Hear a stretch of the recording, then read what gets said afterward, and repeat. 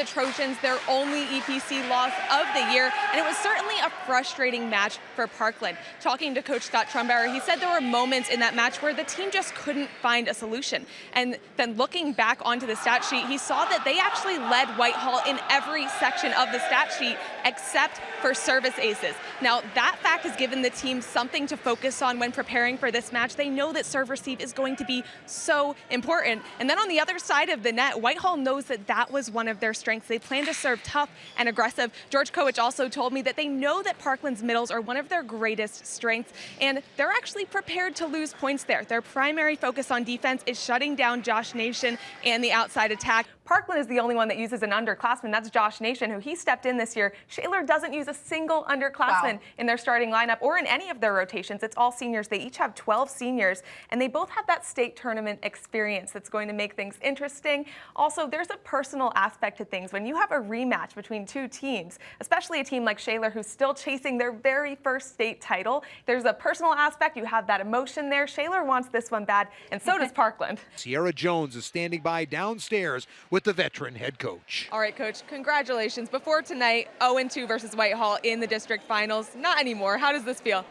He was dealing with that injury. He had just come back, and he was dealing with the mental side of things. Although he was cleared to play physically, he had a hard time trusting that his body was well enough to play. Now he's got that confidence back. He's at 100%, and we're seeing a completely different player than what we saw last time. Yes, so a lot of exciting stuff coming for Notre Dame. Now they're in the same exact place that they were last year. Number 2 seed again. Last year they were not able to get past that semifinal round.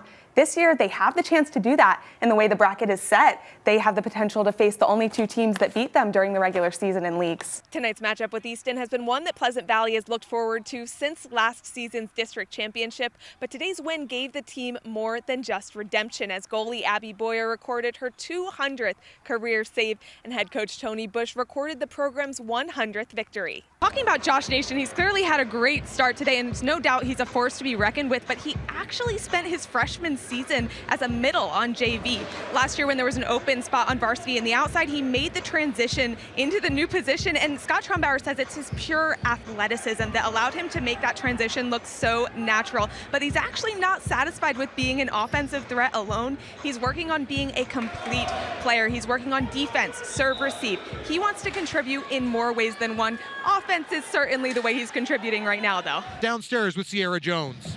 All right, Coach, congratulations. We've talked about how you guys went through the entire season with a target on your backs. Having gone through the season with that much pressure, how much does this moment mean? It's great. Rounding out the competition in Hershey was Nazareth's Sean Kinney, defeating District 1's Dean Bechtold in 4 minutes and 8 seconds by way of a 15-0 tech fall, cementing himself as the only 3-time heavyweight champ in PIAA history and going out on top for his senior year. I know the team was a little bit disappointed with the scores at EPCs. How hungry were they to come in and improve on that?